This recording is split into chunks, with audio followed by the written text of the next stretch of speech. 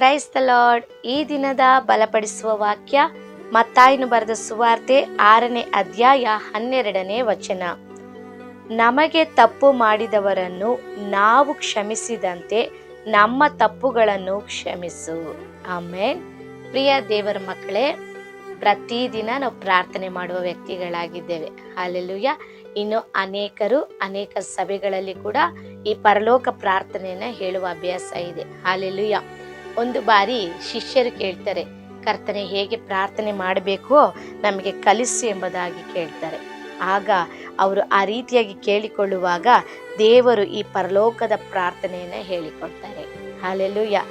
ಆಗ ಇನ್ನೊಂದು ವಾಕ್ಯ ನೋಡ್ರಿ, ಅದೇ 6ನೇ ಅಧ್ಯಾಯ 8ನೇ ವಚನದಲ್ಲಿರುತ್ತದೆ, ನೀವು ನಿಮ್ಮ ತಂದೆಯನ್ನು ಬೇಡಿಕೊಳ್ಳುವುದಕ್ಕಿಂತ ಮುಂಚೆಯೇ ನಿಮಗೆ ಏನೇನು ಅಗತ್ಯವೆಂಬುದು ಆತನಿಗೆ ತಿಳಿದದೆ, ಆದದರಿಂದ ನೀವು ಹೀಗೆ ಪ್ರಾರ್ಥನೆ ಮಾಡತಕ್ಕದ್ದು. ಹಲ್ಲೆಲೂಯಾ. ಈ ವಾಕ್ಯದಲ್ಲಿ ನಿಮ್ಗೆ ಏನು ಅರ್ಥ ಆಯ್ತೋ ಗೊತ್ತಿಲ್ಲ, ಆದರೆ ನಿಮಗೆ ಬೇಡಿಕೊಳ್ಳೋದಕ್ಕಿಂತ ಮುಂಚೆನೆ ನಿಮಗೆ ಏನೇನು ಬೇಕೆಂಬುದಾಗಿ ಪರಲೋಕದ ದೇವರಿಗೆ ಗೊತ್ತಿದೆ. ಹಲ್ಲೆಲೂಯಾ. ಆದರೆ ನೀವು ಅಲ್ಲಿ ಒಂದು ವಿಷಯ ಗಮನಿಸ್ರಿ, ನಿಮ್ಗೆ ಏನೇನು ಬೇಕು ಅಂತ ಆಲ್ರೆಡಿ ನಮ್ಮ ದೇವರಾದ ಯೆಹೋವನಿಗೆ ಗೊತ್ತಿದೆ. ಆದ್ದರಿಂದ ನೀವೇನು ಮಾಡಿ, ಈ ರೀತಿ ಪ್ರಾರ್ಥನೆ ಮಾಡಿ. ಅಂದರೆ ಅಲ್ಲಿ ಒಂದು ವಿಷಯ ಏನು ತಿಳಿಸುತ್ತೆ ಅಂತಾದರೆ, ನಾವು ಪ್ರಾರ್ಥನೆಯನ್ನು ಕುಳಿತು ದೇವರೇ ನನಗೆ ಅದು ಕೊಡಿ, ದೇವರೇ ನನಗೆ ಇದು ಕೊಡಿ, ದೇವರೇ ನನಗೆ ಅದು ಮಾಡಿ, ಅದು ಇದು ಅಂತ ಕೇಳಬೇಕಾದ ಅವಶ್ಯಕತೆ ಇಲ್ಲ. ಹಲ್ಲೆಲೂಯಾ. ಈಗಾಗಲೇ ನಿನಗೆ ಏನು ಬೇಕೋ ಅದೆಲ್ಲ ಕೂಡ ದೇವರಿಗೆ ಗೊತ್ತಿದೆ. ಆದರೆ ಈ ವಾಕ್ಯವನ್ನು ಅನೇಕರು ಓದಿದ್ದೇವೆ, ಅನೇಕರು ಧ್ಯಾನ ಮಾಡಿದ್ದೇವೆ, ಎಷ್ಟೋ ವರ್ಷಗಳಿಂದ ಹೇಳ್ತಲೇ ಇದ್ದೀವಿ. ಪ್ರತಿ ಬಾರಿ ಪ್ರತಿ ಆರಾಧನೆಗಳಲ್ಲಿ ಅನೇಕ ಸಭೆಗಳಲ್ಲಿ ಈ ಪ್ರಾರ್ಥನೆಯನ್ನು ನಾವು ಹೇಳ್ತಾನೆ ಇದ್ದೇವೆ. ಆದರೆ ಒಂದು ವಿಷಯನ ಗಮನಿಸ್ತಾ ಇಲ್ಲ, ಮುಖ್ಯವಾಗಿ ನಮ್ಮ ಪ್ರಾರ್ಥನೆಗಳಲ್ಲಿ ನಮಗೆ ಏನು ಬೇಕೋ ಅದು ದೇವರಿಗೆ ಆಲ್ರೆಡಿ ಗೊತ್ತಿದೆ. ಆದ್ರಿಂದ ಇನ್ನು ಮುಂದೆ ನಿಮ್ಮ ಪ್ರಾರ್ಥನೆಯಲ್ಲಿ ಕುಳಿತುಕೊಂಡು ಅದು ಬೇಕು ಇದು ಬೇಕು ಅನ್ನೋದನ್ನ ನಿಲ್ಲಿಸ್ರಿ. ಒಂದು ಮಾತಿನಲ್ಲಿ ಈ ಪ್ರಾರ್ಥನೆಯನ್ನು ಹೇಳ್ರಿ, ದೇವರೇ ಅಪ್ಪ ನನಗೆ ಏನೇನು ಬೇಕೋ ನಿಮಗೆ ಗೊತ್ತಿದೆ ಅಪ್ಪ, ಅದೆಲ್ಲ ನೀವು ಅರ್ತಿದ್ದೀರಾ, ಅದನ್ನು ನನಗೆ ದಯಪಾಲಿಸಿದ ಒಂದೇ ಮಾತಿನಲ್ಲಿ ಪ್ರಾರ್ಥನೆಯನ್ನು ಮುಗಿಸ್ರಿ. ಆದರೆ ಇನ್ನು ಉಳಿದ ಪ್ರಾರ್ಥನೆ ಹೇಗೆ ಮಾಡಬೇಕು, ಏನು ಪ್ರಾರ್ಥನೆ ಮಾಡಬೇಕು ಅನ್ನೋದನ್ನ ಮುಖ್ಯವಾಗಿ ಇಲ್ಲಿ ಪರಲೋಕ ಪ್ರಾರ್ಥನೆಯಲ್ಲಿ ಕಲಿಸ್ತಾ ಇದ್ದಾರೆ. ಒಂದನೇದಾಗಿ ನಾನು ಹೇಳ್ತಾ ಇದ್ದೀನಿ, ನಮ್ಮ ಅವಶ್ಯಕತೆಗಳ ಕುರಿತು ಪ್ರಾರ್ಥನೆ ಮಾಡೋದನ್ನ ದಯವಿಟ್ಟು ಕಡಿಮೆ ಮಾಡಬೇಕು. ಪ್ರಾರ್ಥನೆ ಆ ರೀತಿಯಾಗಲ್ಲ, ಈ ರೀತಿ ಇರಬೇಕು ಅನ್ನೋದನ್ನ ಕರ್ತನ ನಮಗೆ ಇಲ್ಲಿ ಕಲಿಸ್ತಾ ಇದ್ದಾರೆ.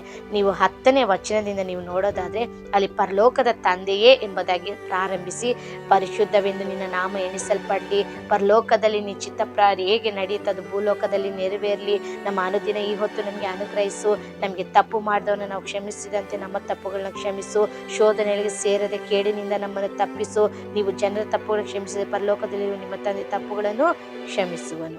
ಹಲ್ಲೆಲೂಯಾ. ಇಷ್ಟು ಕಾರ್ಯಗಳು. ಹಲ್ಲೆಲೂಯಾ. ಇದರಲ್ಲಿ ನಾವು ಇಂದು ಧ್ಯಾನ ಮಾಡಲಿರೋ ವಿಷಯ, ನಮಗೆ ತಪ್ಪು ಮಾಡಿದವರನ್ನ ನಾವು ಕ್ಷಮಿಸಿದಂತೆ ನಮ್ಮ ತಪ್ಪುಗಳನ್ನು ಕ್ಷಮಿಸು. ಅಂದರೆ ಪ್ರಾರ್ಥನೆಯಲ್ಲಿ ಅವಶ್ಯಕತೆಗಳನ್ನು ಬೇಡಿಕೊಳ್ಳೋದು ಬಹಳ ಒಂದು ಮುಖ್ಯವಾದ ವಿಷಯನೇ. ಆದರೆ ಅಲ್ಲಿ ದೇವರು ಹೇಳಾಯ್ತು, ನಿಮ್ಗೇನು ಬೇಕೋ ನನಗೆಲ್ಲ ಗೊತ್ತಿದೆ ಅಂತ. ಆದರೆ ಈ ದಿನ ಪ್ರಾರ್ಥನೆಯಲ್ಲಿ ಕುಳಿತು ನಾವು ಮಾಡಬೇಕಿರೋ ಬಹು ಮುಖ್ಯವಾದ ವಿಷಯ, ಅನೇಕರ ತಪ್ಪುಗಳನ್ನು ನಾವು ಕ್ಷಮಿಸಬೇಕು. ಹಲ್ಲೆಲೂಯಾ. ಹಾಗೆ ನಾವು ಕ್ಷಮಿಸೋದೇ ಆದರೆ ದೇವರು ನಮ್ಮ ತಪ್ಪುಗಳನ್ನು ಕ್ಷಮಿಸ್ತಾರೆ. ಹಲ್ಲೆಲೂಯಾ. ದೇವರು ನಮ್ಮ ತಪ್ಪುಗಳನ್ನು ಕ್ಷಮಿಸೋದೇ ಆದರೆ ಅವರು ನಮ್ಮನ್ನು ಕರುಣಿಸಿ, ನಮ್ಮನ್ನು ಪ್ರೀತಿಸಿ, ನಮ್ಮ ಜೀವನದಲ್ಲಿ ಅದ್ಭುತಗಳನ್ನು ಮಾಡೋದಕ್ಕೆ ಸಾಧ್ಯ. ನಾವು ಎದುರು ನೋಡುವಂಥ ಮೇಲುಗಳನ್ನು ಹೊಂದಿಕೊಳ್ಳೋದಕ್ಕೆ ಸಾಧ್ಯ. ಹಲ್ಲೆಲೂಯಾ. ಪ್ರಿಯ ದೇವರ ಮಕ್ಕಳೇ, ಪ್ರಾರ್ಥನೆ ಪ್ರಾರ್ಥನೆ ಪ್ರಾರ್ಥನೆ ಅನ್ನೋದಾಗಿ ಹೇಳ್ತಾ ನಮ್ಮ ಅಗತ್ಯಗಳನ್ನೇ, ನಮ್ಮ ಸ್ವಾರ್ಥವನ್ನೇ ನಾವು ದೇವರ ಮುಂದೆ ಹೇಳ್ತಾ ಇದ್ದೇವೆ. ಇದು ಎಷ್ಟೇ ವರ್ಷಗಳು ಈ ಪ್ರಾರ್ಥನೆ ನಾವು ಮಾಡೋದೇ ಆದರೆ ನಮ್ಮ ಕುಟುಂಬಗಳು, ನಮ್ಮ ಜೀವನ ಹೇಗೆ ಆಶೀರ್ವಾದ ಹೊಂದುತ್ತೆ. ಹಲ್ಲೆಲೂಯಾ. ಯೋಚಿಸಿ ನೋಡ್ರಿ. ಆದರೆ ನಮ್ಮ ಪ್ರಾರ್ಥನೆಯಲ್ಲಿ ಒಂದು ಪ್ರಾಮುಖ್ಯವಾದ ವಿಷಯ ಇರಬೇಕು, ಅನೇಕರ ತಪ್ಪುಗಳನ್ನು ನಾವು ಕ್ಷಮಿಸಬೇಕು. ಹಲ್ಲೆಲೂಯಾ. ಅದೇ ರೀತಿಯಾಗಿ ನೋಡ್ರಿ, ಸತ್ಯವೇದದಲ್ಲಿ ಯೇಸು ಸ್ವಾಮಿ ಒಂದು ಬಾರಿ ಆಲಯದೊಳಗೆ ಇದ್ದಾಗ ಅನೇಕರು ಕಾಣಿಕೆಯನ್ನು ತಂದು ಹಾಕ್ತಾ ಇದ್ರು ಅಲ್ವಾ. ಆಗ ಅದರಲ್ಲಿ ಒಂದು ಬಡ ಸ್ತ್ರೀಯನ್ನು ನೋಡಿ ಹೇಳ್ತಾರೆ, ನಿಮ್ಮಲ್ಲಿ ಅನೇಕರು ನಿಮಗೆ ಉಳಿದಿರುವವುಗಳಲ್ಲಿ ನೀವೇನು ಮಾಡಿದ್ದೀರಾ, ಕಾಣಿಕೆಯನ್ನು ಕೊಟ್ಟಿದ್ದೀರಾ. ಆದರೆ ಈ ಬಡ ತಾಯಿ ತನ್ನ ಜೀವನವನ್ನೇ ಕೊಟ್ಟಿದ್ದಾಳೆ ಎಂಬುದಾಗಿ ಕಾಣಿಕೆ ಕುರಿತು ಒಂದು ಮಾತು ಹೇಳ್ತಾರೆ. ಅದೇ ಇನ್ನೊಂದು ರೀತಿಯಾಗಿ ಹೇಳ್ತಾರೆ, ನೀವು ಕಾಣಿಕೆ ಹಾಕುವ ಮೊದಲು ನಿಮಗೆ ಯಾರ ಮೇಲಾದ್ರೂ ಕೋಪ ಇರೋದಾದ್ರೆ, ದ್ವೇಷ ಇರೋದಾದ್ರೆ, ಮೊದಲು ಹೋಗಿ ನಿನ್ನ ಸಹೋದರನೊಂದಿಗೆ, ನಿನ್ನ ಸಹೋದರಿಯೊಂದಿಗೆ, ಇಂಥವರೊಂದಿಗೆ ನೀನು ಸಮಾಧಾನ ಆಗಿ ಒಪ್ಪಂದ ಮಾಡಿಕೊಂಡು ಆಮೇಲೆ ಬಂದು ನಿನ್ನ ಕಾಣಿಕೆಯನ್ನು ಹಾಕು ಎಂಬುದಾಗಿ ಹೇಳ್ತಾರೆ. ಹಲ್ಲೆಲೂಯಾ. ಈ ದಿನ ಅನೇಕರು ನೀವು ಅಂದ್ಕೊಂಡಿದ್ದೀರಾ, ನಾನು ಆ ರೀತಿಯಾಗಿ ದಾನ ಧರ್ಮ ಮಾಡೋದಾದ್ರೆ ಆಶೀರ್ವಾದ ಹೊಂದ್ಕೊಳ್ತೇನೆ, ಈ ರೀತಿಯಾಗಿ ಸೇವೆಗಳಿಗೆ ಕಾಣಿಕೆ ಕೊಡೋದಾದ್ರೆ ನಾನು ಆಶೀರ್ವಾದ ಹೊಂದ್ಕೊಳ್ತೇನೆ, ಹೀಗೆ ಕೊಡೋದಾದ್ರೆ ಹೊಂದ್ಕೊಳ್ತೇನೆ, ಹಾಗೆ ಕೊಡೋದಾದ್ರೆ ಹೊಂದ್ಕೊಳ್ತೀನಿ. ಹಾಗೆ ಕೊಟ್ಟರು ಹೊಂದ್ಕೊಳ್ಳೋಕ್ಕಾಗುತ್ತೆ. ಹಲ್ಲೆಲೂಯಾ. ಯಾಕೆ ಗೊತ್ತಾ? ದೇವರ ವಾಕ್ಯವೇ ದೇವರಾಗಿದ್ದಾರೆ. ಆದಿಯಲ್ಲಿ ವಾಕ್ಯವಿತ್ತು, ಆ ವಾಕ್ಯ ದೇವರ ಬಳಿಯಲ್ಲಿತ್ತು, ಆ ವಾಕ್ಯವೇ ದೇವರಾಗಿತ್ತು ಎಂಬುದಾಗಿ ಯೋಹಾನ 1:1 ನೋಡ್ತೇವೆ. ಆಗ ವಾಕ್ಯವಾಗಿರುವ ದೇವರಲ್ಲಿ ಏನು ಹೇಳ್ತಾರೋ ಅದನ್ನು ನಾವು ಮಾಡಿದಾಗ ಮಾತ್ರನೇ ನೀನು ಏನನ್ನ ಎದುರು ನೋಡ್ತಾ ಇದೆಯೋ ಅದನ್ನು ಹೊಂದಿಕೊಳ್ಳೋದಕ್ಕೆ, ಆ ಆಶೀರ್ವಾದವನ್ನ ನೀನು ಪಡೆಯೋದಕ್ಕೆ ಸಾಧ್ಯ. ಹಲ್ಲೆಲೂಯಾ. ಆದ್ರಿಂದ ನೀನು ಎಷ್ಟೇ ದಾನ ಧರ್ಮ ಮಾಡಿದ್ರು, ನೀನು ಎಷ್ಟೇ ಸೇವೆಗಳನ್ನು ಬೆಂಬಲಿಸಿದ್ರು, ನೀನು ಸೇವೆಗೆ ಎಷ್ಟೇ ಹಣ ಖರ್ಚು ಮಾಡಿದ್ರು, ನಿನ್ನಲ್ಲಿ ಯಾರ ಮೇಲೆ ಆದ್ರೂ ಸೇಡಿ ಇರೋದೇ ಆದ್ರೆ, ಕೋಪ ಇರೋದೇ ಆದ್ರೆ, ಫಸ್ಟ್ ಅದನ್ನು ನೀನು ಸರಿ ಮಾಡಿಕೊಂಡು ಬಾ. ಅವರ ತಪ್ಪುಗಳನ್ನು ಕ್ಷಮಿಸು. ನೋಡ್ರಿ, ಪ್ರತಿದಿನ ದೇವರು ನಮ್ಮ ತಪ್ಪುಗಳನ್ನು ಕ್ಷಮಿಸ್ತಾ ಇದ್ದಾರೆ ಅಲ್ವಾ? ನಾವೇನು ಅಷ್ಟು ಪರ್ಫೆಕ್ಟ್ ಆಗಿದ್ದೀವ? ನಾವು ಅಷ್ಟು ಉತ್ತಮರಾಗಿದ್ದೀವ? ದಿನಕ್ಕೆ ಎಷ್ಟು ಸಾರಿ ಸುಳ್ಳು ಹೇಳ್ತಾ ಇದ್ದೀವಿ? ದಿನಕ್ಕೆ ಎಷ್ಟು ಸಾರಿ ನಾವು ಅನೇಕರಿಗೆ ಮೋಸ ಮಾಡ್ತಾ ಇದ್ದೇವೆ? ಎಷ್ಟು ಸೋಮಾರಿತನದಲ್ಲಿದ್ದೇವೆ? ಎಷ್ಟು ಅನ್ಯಾಯ ಮಾಡ್ತಾ ಇದ್ದೇವೆ ಅಲ್ವಾ? ಇನ್ನು ನಮ್ಮ ಜೀವನ ಇನ್ನು ಕೇವಲವಾಗಿ ಕೂಡ ಇನ್ನೂ ಅನೇಕರ ಜೀವನ ಇದೆ. ಹಲ್ಲೆಲೂಯಾ. ಅನೇಕರಿಗೆ ಅವ್ರ ಜೀವನಗಳನ್ನ ನೋಡಿದ್ರೆ ಅವ್ರಿಗೆ ಜಿಗುಪ್ಸೆ, ಛೀ, ನನ್ನ ಜೀವನ ಯಾಕಪ್ಪ ಈ ರೀತಿಯಾಗಿದೆ. ಹಲ್ಲೆಲೂಯಾ. ಆದರೆ ಒಂದು ಸತ್ಯ ಏನು ಗೊತ್ತಾ? ಈ ದಿನ ನಿಮ್ಮ ಜೀವನಗಳು ಬದಲಾಗಬೇಕು ಅನ್ನೋದಾದ್ರೆ, ನಿಮ್ಮ ಕಾರ್ಯಗಳಲ್ಲಿ ಒಂದು ಬಿಡುಗಡೆ ಬೇಕು ಅನ್ನೋದಾದ್ರೆ, ಒಂದು ಆಶೀರ್ವಾದದ ಜೀವನ, ಒಂದು ಸಮೃದ್ಧಿಕರವಾದ ಜೀವನ ನೀವು ಜೀವಿಸಬೇಕಾದ್ರೆ, ನೀವು ಮೊದಲನೇದಾಗಿ ಬೇರೆಯವರ ತಪ್ಪುಗಳನ್ನು ಕ್ಷಮಿಸಲಿ. ಹಲ್ಲೆಲೂಯಾ. ಗೊತ್ತಾ ನಿಮಗೆ, ಈ ಪ್ರತಿದಿನ ನಾವಿಷ್ಟು ಕಾರ್ಯಗಳನ್ನು ಮಾಡ್ತಾ ಇದ್ರು ಕೂಡ ಪರಲೋಕದ ದೇವರು ನಮ್ಮನ್ನು ಕ್ಷಮಿಸ್ತಾ ಇರೋದಕ್ಕೆ ಇಂದಿನವರೆಗೂ ನಾವು ಉಸಿರಾಡ್ತಾ ಇದ್ದೇವೆ, ಜೀವಂತವಾಗಿದ್ದೇವೆ, ಊಟ ಮಾಡ್ತಾ ಇದ್ದೇವೆ, ಕೆಲಸ ಮಾಡ್ತಾ ಇದ್ದೇವೆ, ನೆಮ್ಮದಿಯಾಗಿ ಮಲಗ್ತಾ ಇದ್ದೇವೆ. ಆದರೆ ಅದಕ್ಕೆ ನೀವು ಅಂದ್ಕೊಳ್ಬೇಡ್ರಿ ನಾವೇನೋ ತುಂಬ ಪರ್ಫೆಕ್ಟ್ ಆಗಿದ್ದೇವೆ, ನಾವು ತುಂಬ ಒಳ್ಳೆಯವರಾಗಿದ್ದೇವೆ, ಅದಕ್ಕೆ ದೇವರೆಲ್ಲ ಮಾಡ್ತಾ ಇದ್ದಾರೆ. ಖಂಡಿತ ಅಲ್ಲ. ಅದನ್ನು ಪ್ರತಿದಿನ ನಮ್ಮನ್ನು ಕರುಣಿಸ್ತಾ ಇದ್ದಾರೆ, ಕೃಪೆ ತೋರ್ತಾ ಇದ್ದಾರೆ. ಆತನ ಕರುಣೆ ಕೃಪೆ ಇಲ್ಲ ಅಂದರೆ ಈ ದಿನ ನಾವು ಜೀವಂತವಾಗಿರೋದಕ್ಕೆ ಸಾಧ್ಯವೇ ಇಲ್ಲ. ಹಲ್ಲೆಲೂಯಾ. ಆ ಕೃಪೆಯನ್ನು ಕಳ್ಕೊಳ್ಬೇಡ್ರಿ, ಆ ಕರುಣೆಯನ್ನು ಕಳೆದುಕೊಳ್ಳಬೇಡ್ರಿ, ಆತನ ದಯೆಯನ್ನು ವ್ಯರ್ಥವಾಗಿ ಉಪಯೋಗಿಸ್ಕೊಳ್ಬೇಡ್ರಿ. ದಯವಿಟ್ಟು ಆತನ ಆಜ್ಞೆಗಳನ್ನು ಪಾಲಿಸ್ರಿ, ಆತನ ಕಲಿಸಿಕೊಟ್ಟ ಮಾರ್ಗಗಳನ್ನು ದಯವಿಟ್ಟು ನೀವು ಪಾಲಿಸ್ರಿ. ಹಲ್ಲೆಲೂಯಾ. ಇಂದಿನಿಂದ ನೀವು ಪ್ರಾರ್ಥನೆ ಮಾಡಬೇಕಾದ್ರೆ ಪ್ರತಿ ಬಾರಿ ಒಂದೊಂದು ದಿನದಲ್ಲಿ ನಿಮ್ಗೆ ಯಾರೋ ಒಬ್ರು ಮೋಸ ಮಾಡಿರ್ತಾರೆ, ಯಾರೋ ನಿಮ್ಗೆ ಬೇಸರ ಮಾಡಿರ್ತಾರೆ, ಯಾರೋ ನಿಮ್ಗೆ ಚುಚ್ಚಿ ಮಾತಾಡಿರ್ತಾರೆ, ನಿಮ್ಮಿಂದ ಅನ್ಯಾಯವಾಗಿ ಏನೋ ಕಿತ್ಕೊಂಡಿರ್ತಾರೆ. ಪರವಾಗಿಲ್ಲ, ದಯವಿಟ್ಟು ಕ್ಷಮಿಸ್ರಿ. ನೀವು ಪ್ರತಿದಿನ ಆ ಕಾರ್ಯಗಳನ್ನು ಕ್ಷಮಿಸಿ ಒಂದೊಂದು ರಾತ್ರಿ ನೀವು ಹಾಸಿಗೆಗೆ ಹೋಗ್ಬೇಕಾದ್ರೆ ಈ ರೀತಿಯಾಗಿ ಆ ದಿನದಲ್ಲಿ ಏನೇನೆಲ್ಲ ನಿಮಗೆ ನೋವನ್ನುಂಟು ಮಾಡಿದೆಯೋ, ಯಾರೆಲ್ಲ ನಿಮ್ಗೆ ವಿರುದ್ಧವಾಗಿ ಮಾಡಿದಾರೋ ಅವ್ರನ್ನೆಲ್ಲ ಕ್ಷಮಿಸಿ ಕ್ಷಮಿಸಿ ಕ್ಷಮಿಸಿ ನೀವು ಪ್ರಾರ್ಥನೆ ಮಾಡಿ ಒಳ್ಳೆ ರೀತಿಯಲ್ಲಿ ನಿದ್ರೆಗೆ ಹೋಗ್ರಿ. ಖಂಡಿತವಾಗಿ ಮುಂದಿನ ಬರುವ ದಿನಗಳೆಲ್ಲ ನಿಮಗೆ ಆಶೀರ್ವಾದವಾಗಿರುತ್ತೆ. ಪರಲೋಕ ದೇವರ ಅನೇಕ ತಪ್ಪುಗಳನ್ನು ನಿಮ್ಮಿಂದ ತೆಗೆದುಹಾಕಿ ಎಲ್ಲ ತಪ್ಪುಗಳನ್ನು ಕ್ಷಮಿಸಿ ನಿಮಗೊಂದು ಸಮೃದ್ಧಿಕರವಾದ ಜೀವನವನ್ನು ಆತನ ಕೊಡೋದಕ್ಕೆ ಸಿದ್ಧರಾಗಿದ್ದಾರೆ. ಹಲ್ಲೆಲೂಯಾ. ಏನೋ ಊಟ ಸಿಗ್ತಾ ಇದೆ, ಬಟ್ಟೆ ಸಿಗ್ತಾ ಇದೆ, ಇರೋದಕ್ಕೆ ಒಂದು ಆಶ್ರಯ ಇದೆ, ಒಂದು ಕೆಲಸ ಇದೆ, ಇಷ್ಟರಲ್ಲೇ ನೀವು ಇದ್ದೀರಾ. ಯಾಕೆ ಗೊತ್ತಾ? ಅದು ಕರುಣೆ, ಆತನ ದಯೆ, ಆತನ ಕೃಪೆ. ಹಲ್ಲೆಲೂಯಾ. ಅಷ್ಟೇ. ಆದರೆ ನೀವು ಪ್ರತಿ ಬಾರಿ ನಿಮಗೆ ತಪ್ಪು ಮಾಡಿದವ್ರನ್ನ ನೀವು ಕ್ಷಮಿಸಿ ನೋಡ್ರಿ, ಇದಕ್ಕಿಂತ ಮೇಲಾದ ಒಂದು ಆಶೀರ್ವಾದ ನಿಮಗಾಗಿ ಸಿದ್ಧವಾಗಿದೆ. ಹಲ್ಲೆಲೂಯಾ. ನಿಮಗೆ ಬೇಕಾದ ಸಮಾಧಾನ, ಸಮೃದ್ಧಿ, ಆಶೀರ್ವಾದ, ಎಲ್ಲ ರೀತಿಯ ಸೌಲಭ್ಯಗಳು ಈ ಒಂದು ಕ್ಷಮಿಸುವ ಕಾರ್ಯದಲ್ಲಿದೆ. ಹಲ್ಲೆಲೂಯಾ. ನೋಡ್ರಿ, ಸತ್ಯವೇದದಲ್ಲಿ ಒಂದು ಬಾರಿ ಒಬ್ಬನಿಗೆ ಕೋಟ್ಯಾಂತರ ಸಾಲ ಇರುತ್ತೆ. ಆ ಸಾಲ ಕೊಟ್ಟವನು ಒಂದು ದಿನ ಅವನನ್ನು ಹಿಡಿದು ಕರೆತರುವಾಗ ಅವನು ಹೇಳ್ತಾನೆ, ನನಗೆ ಈಗಲೇ ಎಲ್ಲ ಹಣವನ್ನು ಕೊಡು, ನನ್ನ ಸಾಲ ತೀರಿಸು ಎಂಬುದಾಗಿ. ಆಗ ಅವನು ಹೇಳ್ತಾನೆ, ಸಾಲ ತೀರಿಸೋದಕ್ಕೆ ನನ್ನಲ್ಲಿ ಏನು ಇಲ್ಲ ಎಂಬುದಾಗಿ. ಹಲ್ಲೆಲೂಯಾ. ಆಗ ಅವನು ಬೇಡಿಕೊಳ್ತಾನೆ, ದಯವಿಟ್ಟು ನನಗೆ ಕ್ಷಮಿಸು, ನನ್ನ ಹತ್ರ ಈಗ ಕೊಡೋದಕ್ಕೆ ಏನಿಲ್ಲ. ಆ ರೀತಿ ರಿಕ್ವೆಸ್ಟ್ ಮಾಡ್ಕೊಳ್ಬೇಕಾದ್ರೆ ಕೋಟ್ಯಾಂತರ ಸಾಲ ಕೊಟ್ಟಿದ್ದಂಥ ವ್ಯಕ್ತಿ ಆ ಕೋಟ್ಯಾಂತರ ಸಾಲ ತೆಗೆದುಕೊಂಡಿದ್ದವನನ್ನ ಕ್ಷಮಿಸಿ ಬಿಟ್ಟು ಬಿಡ್ತಾನೆ. ಹಾಲೆಲೂಯ. ಇದು ಎಲ್ಲಿದೆ ಅಂದ್ರೆ ಮತ್ತಾಯನು ಬರೆದ ಸುವಾರ್ತೆ 18ನೇ ಅಧ್ಯಾಯ 24ನೇ ವಚನದಲ್ಲಿ ಇರುತ್ತೆ. ಅದೇ ರೀತಿಯಾಗಿ ಅಲ್ಲಿ 28ನೇ ವಚನದಲ್ಲಿ ನೋಡ್ರಿ, ಅವನು ಬೇಡಿಕೊಂಡಾಗ ಆ ಸಾಲ ಕೊಟ್ಟವನು ಅವನನ್ನ ಕ್ಷಮಿಸಿ ಆ ಸಾಲದಿಂದ ಅವನನ್ನ ಬಿಡುಗಡೆ ಮಾಡ್ತಾನೆ. ಸರಿ ಆಯ್ತು, ಬೇಡ ಹೋಗು ಎಂಬುದಾಗಿ ಅವನನ್ನ ಹೊರಗೆ ಕಳಿಸ್ತಾನೆ. ಅದೇ 28ನೇ ವಚನದಲ್ಲಿ ನೋಡ್ರಿ, ಅವನು ಹೊರಗೆ ಬಂದ ಕೂಡಲೇ ಇವನು ಒಬ್ಬನಿಗೆ 100 ಹಣವನ್ನ ಕೊಟ್ಟಿರ್ತಾನೆ. ಆ 100 ಹಣ ಕೊಟ್ಟವನು ಇವನ್ ಕಣ್ಣಿಗೆ ಬೀಳ್ತಾನೆ. ಆಗ ಅವನನ್ನ ಇವನು ಕೇಳ್ತಾನೆ, ನನಗೆ ಕೊಡ್ಬೇಕಿರುವ 100 ಹಣವನ್ನ ಕೊಡು ಎಂಬುದಾಗಿ. ಆಗ ಅವನು ಹೇಳ್ತಾನೆ, ನನಗೆ ಇಲ್ಲ ಎಂಬುದಾಗಿ ಹೇಳ್ತಾನೆ. ಆಗ ನೋಡ್ರಿ, ಆ 28ನೇ ವಾಕ್ಯದಲ್ಲಿ ಒಂದು ಮಾತಿರುತ್ತೆ, ನನ್ನ ಸಾಲ ತೀರಿಸು ಎಂದು ಹೇಳಿ ಕುತ್ತಿಗೆ ಹಿಸ್ಕಿದನು. ಹಾಲೆಲೂಯ. ಕೋಟ್ಯಾಂತರ ಸಾಲ ನೀನ್ ಮಾಡಿದ್ದೆ, ನಿನಗೆ ಕೋಟ್ಯಾಂತರ ಸಾಲ ಕೊಟ್ಟವರು ನೀನ್ ಬೇಡಿಕೊಂಡಾಗ ನಿನ್ನನ್ನು ಕ್ಷಮಿಸಿ ಹೊರಗೆ ಕಳಿಸಿದ್ರು. ಆದ್ರೆ ಈಗ ನೀನು ಹೊರಗೆ ಬಂದ್ಮೇಲೆ ನಿನಗೆ ಯಾರೋ 100 ಹಣ ಕೊಡಬೇಕು, ಅವನನ್ನ ಹಿಡ್ಕೊಂಡು ನೀನು ಕತ್ತಿ ಹಿಸ್ಗಿ ಅವನನ್ನ ಹಿಂಸೆ ಮಾಡ್ತಿದ್ದೆ, ನನಗೆ ಈಗಲೇ ಸಾಲ ತೀರಿಸಿ ಎಂಬುದಾಗಿ ಅವನು ರಿಕ್ವೆಸ್ಟ್ ಮಾಡ್ತಾ ಇದ್ದಾನೆ. 29ನೇ ವಚನದಲ್ಲಿ ಸ್ವಲ್ಪ ತಾಳಿಕೋ ತೀರಿಸ್ತೇನೆ ಎಂಬುದಾಗಿ ಬೇಡಿಕೊಳ್ತಾ ಇದ್ದಾನೆ. ಆದ್ರೆ ಆ 30ನೇ ವಚನದಲ್ಲಿ ಅವನು ಅದನ್ನು ಒಪ್ಪಿಕೊಳ್ಳದೆ ನನ್ನ ಸಾಲ ತೀರಿಸುವ ತನಕ ಅವನನ್ನು ಏನ್ ಮಾಡ್ತೀನಿ, ಸೆರೆಮನೆಯಲ್ಲಿ ಹಾಕ್ತೀನಿ ಎಂಬುದಾಗಿ ಸೆರೆಮನೆಯೊಳಗೆ ಹಾಕ್ತಾನೆ. ಹಾಲೆಲೂಯ. ನೋಡಿದ್ರ, ಅವನಿಗೆ ಕೋಟ್ಯಾಂತರ ಸಾಲ ಕ್ಷಮಿಸಲ್ಪಟ್ಟಿದೆ. ಆದ್ರೆ ಇವನಿಗೆ ಯಾರೋ ಕೇವಲ ಒಂದು 100 ಹಣ ಕೊಡಬೇಕು, ಅವನನ್ನ ಹಿಡ್ಕೊಂಡು ಕತ್ತು ಹಿಸುಕಿ ಅವನನ್ನ ಹಿಂಸಿಸಿ ಅವನನ್ನ ಬೈದು ಸೆರೆಮನೆಗೆ ಹಾಕಿಸ್ತಾ ಇದ್ದಾನೆ. ಹಾಲೆಲೂಯ. ಹೌದಲ್ವಾ? ಇವನಿಗೆ ಕೋಟ್ಯಾಂತರ ಸಾಲನೆ ತೀರಿರುವಾಗ 100 ಹಣ ಎಷ್ಟು ಮಾತ್ರ ರೀ. ಹಾಲೆಲೂಯ. ಇದನ್ನ ನಾವು ಎಂಥ ಕಾಲಘಟ್ಟದಲ್ಲಿ ಜೀವಿಸ್ತಾ ಇದ್ದೇವೆ. ಹಾಲೆಲೂಯ. ನೋಡ್ರಿ, ಕರ್ತನಾದ ಯೇಸು ಕ್ರಿಸ್ತನು ನಾವು ಘೋರ ಪಾಪಿಗಳಾಗಿರುವಾಗ ಅನ್ಯಾಯದಲ್ಲಿ, ಅನೀತಿಯಲ್ಲಿ, ಅಶುದ್ಧತೆಯಲ್ಲಿ, ಪಾಪದಲ್ಲಿ ಜೀವಿಸುವಾಗ ನಮ್ಮ ಹೇರಳವಾದ ಅನೇಕವಾದ ಪಾಪಗಳನ್ನ ಆತನು ಕ್ಷಮಿಸಿ ತನ್ನ ರಕ್ತವನ್ನು ಸುರಿಸಿ ನಮಗಾಗಿ ಆತನು ಶಿಲುಬೆಯಲ್ಲಿ ಪ್ರಾಣವನ್ನು ಕೊಟ್ಟು ತನ್ನ ರಕ್ತದ ಮೂಲಕ ನಮ್ಮನ್ನು ವಿಮೋಚಿಸಿದ್ದಾರೆ. ಈ ರೀತಿಯಾಗಿ ಅವರು ನಮ್ಮನ್ನು ಕ್ಷಮಿಸಿದ್ದಾರೆ. ಆದರೆ ಆ ಕ್ಷಮಾಪಣೆ ಹೊಂದಿಕೊಂಡು ರಕ್ಷಣೆ ಹೊಂದಿರುವ ನಾವು ಚಿಕ್ಕ ಚಿಕ್ಕ ವಿಷಯಗಳಿಗೆ ನಮ್ಮ ಮುಂದೆ ಕಾಣುವ ಜನರನ್ನು ಕ್ಷಮಿಸೋದಕ್ಕೆ ಆಗ್ತಾ ಇಲ್ಲ. ಹಾಲೆಲೂಯ. ನಮ್ಮನ್ನು ನರಕದಿಂದ ತಪ್ಪಿಸಿರುವ ದೇವರು, ಆ ದೊಡ್ಡ ಒಂದು ಕಾರ್ಯದಿಂದ ನಮ್ಮನ್ನು ತಪ್ಪಿಸಿರುವ ದೇವರು, ನಮಗಾಗಿ ಪ್ರಾಣ ಕೊಟ್ಟಿರುವ ದೇವರು ಎಷ್ಟೊಂದು ದೊಡ್ಡ ಕಾರ್ಯಗಳಲ್ಲಿ ನಮ್ಮನ್ನು ಕ್ಷಮಿಸಿದ್ದಾರೆ. ಆದರೆ ಈ ದಿನ ಮನುಷ್ಯರ ಹತ್ರ ಇರುವ ಸಣ್ಣ ಸಣ್ಣ ಕಾರ್ಯಗಳನ್ನು ನಮ್ಮಿಂದ ಕ್ಷಮಿಸೋಕೆ ಆಗ್ತಾ ಇಲ್ಲ. ಹಾಲೆಲೂಯ. ಪ್ರಿಯ ದೇವರ ಮಕ್ಕಳೇ, ಈ ದಿನ ಪ್ರತಿನಿತ್ಯ ನಮ್ಮ ಪ್ರಾರ್ಥನೆಯಲ್ಲಿ ಕಾಣಲ್ಪಡಬೇಕಾಗಿದ್ದು ಕ್ಷಮಾಪಣೆ. ದೇವರೇ, ಈ ದಿನ ನನಗೆ ಅನ್ಯಾಯ ಮಾಡಿದವ್ರನ್ನ ಕ್ಷಮಿಸ್ತೇನಪ್ಪ, ನನಗೆ ತಪ್ಪು ಮಾಡಿದವ್ರನ್ನ ಕ್ಷಮಿಸ್ತೇನಪ್ಪ, ನನಗೆ ಮೋಸ ಮಾಡಿದವ್ರನ್ನ ಕ್ಷಮಿಸ್ತೇನಪ್ಪ, ನನ್ನನ್ನು ಬೈದವ್ರನ್ನ ಕ್ಷಮಿಸ್ತೇನಪ್ಪ, ನನ್ನನ್ನು ಹಿಂಸೆ ಮಾಡಿದವ್ರನ್ನ ಕ್ಷಮಿಸ್ತೇನೆ. ಹಾಲೆಲೂಯ. ನನಗೆ ಅನ್ಯಾಯ ಮಾಡಿದವ್ರನ್ನ ಕ್ಷಮಿಸ್ತೇನೆ ಎಂಬುದಾಗಿ ಪ್ರತಿನಿತ್ಯ ನಿಮ್ಮ ಪ್ರಾರ್ಥನೆಯಲ್ಲಿ ಹೇಳ್ರಿ. ಪ್ರಿಯ ದೇವರ ಮಕ್ಕಳೇ, ಏನೋ ಪ್ರಾರ್ಥನೆ ಮಾಡ್ತಾ ಇದ್ದೀರಾ ಅಂತ ಅಲ್ಲ, ಪ್ರಾರ್ಥನೆಯಲ್ಲಿ ಆತನು ಹೇಳಿಕೊಟ್ಟ ಕಲಿಸಿಕೊಟ್ಟ ಕಾರ್ಯಗಳಿರಬೇಕು. ಆಗ ಮಾತ್ರವೇ ಆ ಪ್ರಾರ್ಥನೆಗೆ ಒಂದು ಅರ್ಥ ಇದೆ. ಹೌದಲ್ವಾ? ಆತನ ಅನೇಕ ರೀತಿಯ ಪ್ರಾರ್ಥನೆಗಳನ್ನ ನಮಗೆ ಕಲಿಸಿಕೊಟ್ಟಿದ್ದಾರೆ. ಏಕಾಂತವಾಗಿ ಪ್ರಾರ್ಥನೆ ಮಾಡೋದನ್ನ ಕಲಿಸಿಕೊಟ್ಟಿದ್ದಾರೆ. ಬಾಗಿಲು ಮುಚ್ಚಿ ಪ್ರಾರ್ಥನೆ ಮಾಡೋದನ್ನ ಕಲಿಸಿಕೊಟ್ಟಿದ್ದಾರೆ.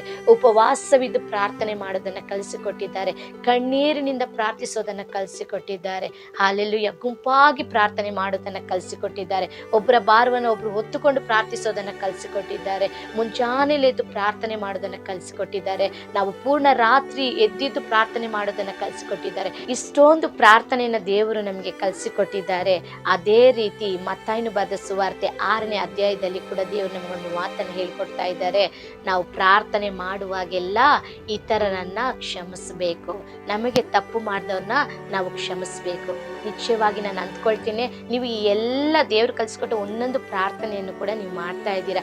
ಮುಂಚಾನೆ ಪ್ರಾರ್ಥನೆ ಮಾಡ್ತಾ ಇದ್ದೀರಾ, ಆನ್ಲೈನ್ ಪ್ರಾರ್ಥನೆ ಮಾಡ್ತಾ ಇದ್ದೀರಾ, ಉಪವಾಸ ಪ್ರಾರ್ಥನೆ ನೀವು ಮಾಡ್ತಾ ಇದ್ದೀರಾ, ಗುಂಪಾಗಿ ಸೇರಿ ಪ್ರಾರ್ಥನೆ ಮಾಡ್ತಾ ಇದ್ದೀರಾ, ಏಕಾಂತವಾಗಿ ಬಾಗಿಲು ಮುಚ್ಚಿ ನೀವು ಪ್ರಾರ್ಥನೆ ಮಾಡ್ತಾ ಇದ್ದೀರಾ. ಅನೇಕ ರೀತಿ ಕರ್ತನೆ ಏನೇನು ಹೇಳ್ಕೊಟ್ರು ಅದೆಲ್ಲ ಪ್ರಾರ್ಥನೆ ಮಾಡ್ತಾ ಇದ್ದೀರಾ. ಕೆಲವರು ಈ ವಿಷಯವನ್ನು ಮಾಡ್ತಾ ಇರ್ಬೋದು, ಆದರೆ ಇನ್ನು ಯಾರೆಲ್ಲ ಈ ರೀತಿ ಪ್ರಾರ್ಥನೆ ಇದುವರೆಗೂ ಮಾಡಿಲ್ವೋ ದಯವಿಟ್ಟು ಇಂದಿನಿಂದ ಈ ಪ್ರಾರ್ಥನೆ ಮಾಡಿ ನೋಡ್ರಿ. ದೇವರೇ, ನನಗೆ ತಪ್ಪು ಮಾಡ್ದವನ್ನ ಕ್ಷಮಿಸ್ತೇನೆ. ದೇವರೇ, ನನ್ನ ಅತ್ತೆಯನ್ನು ಕ್ಷಮಿಸ್ತೇನೆ. ದೇವರೇ, ನನ್ನ ಸೊಸೆಯನ್ನು ಕ್ಷಮಿಸ್ತೇನೆ. ದೇವರೇ, ನನ್ನ ಅಣ್ಣನನ್ನು ಕ್ಷಮಿಸ್ತೇನೆ, ತಮ್ಮನನ್ನು ಕ್ಷಮಿಸ್ತೇನೆ, ತಾಯಿಯನ್ನು ಕ್ಷಮಿಸ್ತೇನೆ, ತಂದೆಯನ್ನು ಕ್ಷಮಿಸ್ತೇನೆ, ಮಗಳನ್ನು ಕ್ಷಮಿಸ್ತೇನೆ, ಮಗನನ್ನು ಕ್ಷಮಿಸ್ತೇನೆ, ಎಲ್ಲರನ್ನ ಕ್ಷಮಿಸ್ತೇನೆ. ಅಲ್ಲೆಲ್ಲೂಯ್ಯ.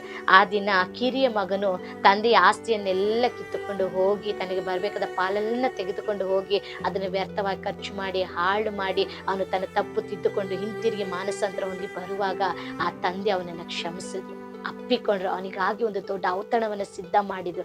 ಅದೇ ರೀತಿಯಾಗಿ ಈ ದಿನ ನಾವು ಕೂಡ ಕ್ಷಮಿಸುವವರಾಗಿರ್ಬೇಕು. ಹಾಲೆಲುಯ್ಯ. ತಂದೆಯಲ್ಲಿ ಯಾವ ಗುಣ ಇದೆಯೋ ಮಕ್ಕಳಲ್ಲಿ ಕೂಡ ಅದು ಬರಬೇಕು. ಹಾಲೆಲುಯ್ಯ. ನಮ್ಮ ತಂದೆ ನಮ್ಮನ್ನ ಕ್ಷಮಿಸ್ತಾ ಇದ್ರಲ್ವಾ, ನಮ್ಮ ಪರಲೋಕದ ದೇವರು ಪ್ರತಿನಿತ್ಯ ನಮ್ಮನ್ನ ಕ್ಷಮಿಸ್ತಾ ಇದ್ದಾರಲ್ವಾ. ಈ ದಿನ ನೀವು ಕೂಡ ಪ್ರತಿಯೊಬ್ಬರನ್ನ ಕ್ಷಮಿಸೋದಕ್ಕೆ ಬಿಟ್ಟು ಕೊಡ್ರಿ. ಆ ಕ್ಷಮಿಸೋ ಗುಣ ಬೇಕು ಅಂದ್ರೆ ದೇವರ ಪ್ರೀತಿ ನಮ್ಮಲ್ಲಿ ಇರಬೇಕು. ಅಲ್ಲಿ ಆ ದೇವರ ಪ್ರೀತಿ ನಮ್ಮೊಳಗಡೆ ಬರದೆ ಹೋದ್ರೆ ನಾವು ಯಾರನ್ನು ಕೂಡ ಕ್ಷಮಿಸೋದಕ್ಕೆ ಸಾಧ್ಯನೇ ಇಲ್ಲ. ಹಾಲೆಲೂಯ. ಪ್ರಿಯ ದೇವರ ಮಕ್ಕಳೇ, ನಿಮ್ಮಲ್ಲಿ ಆ ಪ್ರೀತಿಯನ್ನು ಕೇಳ್ರಿ. ಏಸಪ್ಪ, ನನ್ನಲ್ಲಿ ಕ್ಷಮಿಸುವ ಒಂದು ಪ್ರೀತಿ ಬರಲಿ ಅಪ್ಪ, ಆ ಪ್ರೀತಿ ನನ್ನೊಳಗೆ ಬರಲಿ ದೇವರೇ. ನೀವು ಹೇಗೆ ಕರ್ತನೆ ಎಲ್ಲರನ್ನು ಕ್ಷಮಿಸಿದ್ದೀರೋ, ನಮ್ಮನ್ನೆಲ್ಲ ಹೇಗೆ ಕ್ಷಮಿಸಿದ್ದೀರೋ, ನಮಗಾಗಿ ಹೇಗೆ ನೀವು ರಕ್ತ ಸುರಿಸಿ ನಮ್ಮನ್ನು ಕ್ಷಮಿಸಿ ರಕ್ಷಣೆಯನ್ನು ಕೊಟ್ಟಿದ್ದೀರೋ, ಅದೇ ರೀತಿಯಾಗಿ ನಾವು ನಿಮ್ಮ ಮಾರ್ಗದಲ್ಲಿ ನಡೀಬೇಕು. ನಾವು ಎಲ್ಲರನ್ನ ಕ್ಷಮಿಸಬೇಕು. ಆ ಪ್ರೀತಿ ನನಗೆ ಬರಲಿ ಎಂಬುದಾಗಿ ಆ ಪರಲೋಕದ ಪ್ರೀತಿಯನ್ನ, ಆ ತಂದೆಯ ಪ್ರೀತಿಯನ್ನು ಮೊದಲನೇದಾಗಿ ನೀವು ಕೇಳಿ ಪಡೆದುಕೊಳ್ಳ್ರಿ. ಆ ಪರಲೋಕದ ಪ್ರೀತಿ, ಆ ತಂದೆಯಾದ ದೇವರ ಪ್ರೀತಿ ನಮ್ಮಲ್ಲಿ ಬರಬೇಕಾದ್ರೆ ಮಾತ್ರನೇ ನಾವು ಅನೇಕರನ್ನ ಕ್ಷಮಿಸೋದಕ್ಕೆ ಸಾಧ್ಯ. ನೋಡ್ರಿ, ಯೇಸು ಕ್ರಿಸ್ತನನ್ನ ಶಿಲುಬೆಗೆ ಹಾಕುವ ಕೊನೆಯ ಗಳಿಗೆಯಲ್ಲೂ ಕೂಡ ತನ್ನ ಪಕ್ಕದಲ್ಲಿದ್ದ ಕಳ್ಳನನ್ನ ಕ್ಷಮಿಸ್ತಾರೆ. ಹಾಲೆಲ್ಲಿ ಕ್ಷಮಿಸಿ ಅವನಿಗೆ ಹೇಳ್ತಾರೆ, ನೀನು ನನ್ನೊಟ್ಟಿಗೆ ಪರದೇಶಿನಲ್ಲಿ ಇರ್ತೀಯ ಎಂಬುದಾಗಿ. ಹಾಲೆಲ್ಲಿ ಅಲ್ಲೂ ಕೂಡ ಅವರು ಕೆಲಸವನ್ನು ಸರಿಯಾಗಿ ಮಾಡ್ತಾ ಇದ್ದಾರೆ. ಪ್ರಿಯ ದೇವರ ಮಕ್ಕಳೇ, ನಾವು ಕೂಡ ಖಂಡಿತವಾಗಿ ಕ್ಷಮಿಸೋದನ್ನ ಅಭ್ಯಾಸ ಮಾಡಿಕೊಳ್ಳೋಣ. ಈ ಕೇಳುವ ವಾಕ್ಯವನ್ನ ನಿಮ್ಮ ಜೀವನದಲ್ಲಿ ಅಪ್ಲೈ ಮಾಡಿಕೊಳ್ಳ್ರಿ, ನಿಮ್ಮ ಜೀವನದಲ್ಲಿ ಅಳವಡಿಸಿಕೊಳ್ಳ್ರಿ. ಅದನ್ನ ಮಾಡಿ ನೋಡ್ರಿ. ನೀವು ಊಹಿಸದ ಆಶೀರ್ವಾದ, ನೀವು ಊಹಿಸದ ಸಮಾಧಾನ, ನೀವು ಊಹಿಸದೇ ಇರುವ ಸಂತೋಷ, ಅಭಿವೃದ್ಧಿ ನಿಮ್ಮ ಜೀವನದಲ್ಲಿ, ನಿಮ್ಮ ಕುಟುಂಬದಲ್ಲಿ, ನಿಮ್ಮ ಸಭೆಯಲ್ಲಿ, ನಿಮ್ಮ ಎಲ್ಲ ಕಾರ್ಯಗಳಲ್ಲಿ ಖಂಡಿತವಾಗಿ ಉಂಟಾಗುತ್ತೆ. ಹಾಲೆಲೂಯ. ನೋಡ್ರಿ, ನಾವು ಈ ದೇಶದಲ್ಲಿ ಅನೇಕ ಕಾರ್ಯಗಳನ್ನು ನೋಡ್ತಾ ಇದ್ದೇವೆ. ನಿಮ್ಮೆಲ್ಲರಿಗೆ ನಾನು ಹೇಳುವ ಈ 3 ವ್ಯಕ್ತಿಗಳು ಗೊತ್ತಿರ್ಬೋದು, ಈ 3 ವಿಷಯಗಳು ಕೂಡ ನಿಮಗೆ ಗೊತ್ತಿರ್ಬೋದು. ಹಾಲೆಲೂಯ. ಮೊದಲನೇದಾಗಿ ಗ್ರಹಾಮ್ ಸ್ಟೈನ್ಸ್. ಹಾಲೆಲೂಯ. ಅವರು ಉತ್ತಮವಾಗಿ ಒಂದು ಸೇವೆ ಮಾಡಿದಂತಹ ವ್ಯಕ್ತಿ. ಅವರು ಈ ರೀತಿಯಾಗಿ ಸೇವೆ ಮಾಡುವ ದಿನಗಳಲ್ಲಿ ತನ್ನ ಮಕ್ಕಳನ್ನು ಕರೆದುಕೊಂಡು, ಅವರಿಗೆ ಒಟ್ಟು 3 ಜನ ಮಕ್ಕಳು, ತನ್ನ 2 ಮಕ್ಕಳನ್ನು ಕರೆದುಕೊಂಡು ಅವರು ಒಂದು ದಿನ ಒಂದು ಪ್ರಾಂತ್ಯಕ್ಕೆ ಸೇವೆಗೆ ಹೋಗಿರ್ತಾರೆ. ಆ ಸೇವೆಯಿಂದ ಹಿಂತಿರುಗಿ ಬರುವಾಗ ರಾತ್ರಿ ಆಲಸ್ಯವಾಗುವಾಗ ಅವರು ಹಾಗೆ ತಮ್ಮ ಕಾರಿನಲ್ಲಿ ಹಾಗೆ ತನ್ನ ಮಕ್ಕಳೊಟ್ಟಿಗೆ ನಿದ್ರೆ ಮಾಡ್ತಾ ಇರ್ತಾರೆ. ಅಲ್ಲಿ ಆ ಸೇವೆಗೆ ವಿರುದ್ಧವಾಗಿ, ಅವರ ಸೇವೆಗೆ ವಿರುದ್ಧವಾಗಿ ಎದ್ದಂತ ಕೆಲವು ಜನರು ಏನ್ ಮಾಡ್ತಾರೆ, ಆ ರಾತ್ರಿ ಆ ಕಾರಿನಲ್ಲಿ ಹಾಗೆ ಸೀಮೆಯನ್ನ ಪೆಟ್ರೋಲನ್ನು ಸುರಿದು ಆ ಕಾರನ್ನ ಹಾಗೆ ಬೆಂಕಿ ಹಾಕಿ ಸುಟ್ಟಾಕ್ತಾರೆ. ಹಾಲೆಲೂಯ. ಆ ತಂದೆ 2 ಮಕ್ಕಳು ಹಾಗೆ ಸಜೀವ ದಹನ ಆಗ್ಬಿಡ್ತಾರೆ. ಹಾಲೆಲೂಯ. ಇನ್ನೊಂದು ಮಗಳಿರ್ತಾರೆ. ಒಟ್ಟುವರಿಗೆ 3 ಜನ ಮಕ್ಕಳು. ಒಂದು ಮಗಳು ತನ್ನ ತಾಯಿಯೊಟ್ಟಿಗೆ ಇರ್ತಾರೆ. ಆಗ ಆ ತಾಯಿಗೆ ಆ ವಿಷಯ ತಿಳಿದ ಕೂಡಲೇ, ತನ್ನ ಹೆಂಡತಿಗೆ ಆ ವಿಷಯ ತಿಳಿದ ಕೂಡಲೇ ಅನೇಕರು ಬಂದು ಅವರನ್ನು ಕೇಳಿದಾಗ ಅವರು ಹೇಳ್ತಾರೆ, ನಿಮ್ಮ ಗಂಡನನ್ನ ಮಕ್ಕಳನ್ನ ಸಾಯಿಸಿದವ್ರ ಮೇಲೆ ನೀವು ಯಾವ ರೀತಿ ಆಕ್ಷನ್ ತಗೊಳ್ಬೇಕು ಅಂತಿದ್ದೀರಾ, ಅವ್ರ ಕುರಿತು ನೀವು ಏನು ಹೇಳ್ತೀರಾ ಎಂಬುದಾಗಿ ಕೇಳಿದಾಗ ಆ ತಾಯಿ ಒಂದೇ ಒಂದು ಮಾತೆ ಹೇಳ್ತಾರೆ, ನಾನು ಅವರನ್ನ ಕ್ಷಮಿಸ್ತೇನೆ, ನನಗೆ ಅವ್ರ ಮೇಲೆ ಯಾವುದೇ ರೀತಿ ಕೋಪ ಇಲ್ಲ. ಹಾಲೆಲೂಯ. ಹಾಲೆಲೂಯ. ನನ್ನ ಗಂಡ ಸತ್ತು ಪರಲೋಕದಲ್ಲಿದ್ದಾರೆ, ದೇವರಿಗಾಗಿ ಕಾರ್ಯ ಮಾಡಿದ್ದಾರೆ, ನನಗೆ ಯಾವುದೇ ರೀತಿ ಅವ್ರ ಮೇಲೆ ಕೋಪ ಇಲ್ಲ, ನಾನು ಅವರನ್ನು ಕೊಲೆ ಮಾಡೋದನ್ನ ಕ್ಷಮಿಸ್ತೇನೆ ಎಂಬುದಾಗಿ ಮನಸಾರೆ ಹೇಳ್ತಾರೆ. ಪ್ರಿಯ ದೇವರ ಮಕ್ಕಳು, ನಿಮ್ಮೆಲ್ಲರಿಗೂ ಗೊತ್ತು ಈ ವಿಷಯ, ಅನೇಕರಿಗೆ ವಿಷಯ ಗೊತ್ತು. ಗ್ರಹಾಮ್ ಸ್ಟೈನ್ಸ್ ಬಗ್ಗೆ ನಿಮಗೆ ಗೊತ್ತು. ಹಾಲೆಲೂಯ. ಆ ರೀತಿಯ ಕ್ಷಮಾಪಣೆ ಹೃದಯ ಯಾರಿಗಿರುತ್ತದೆ ಗೊತ್ತಾ?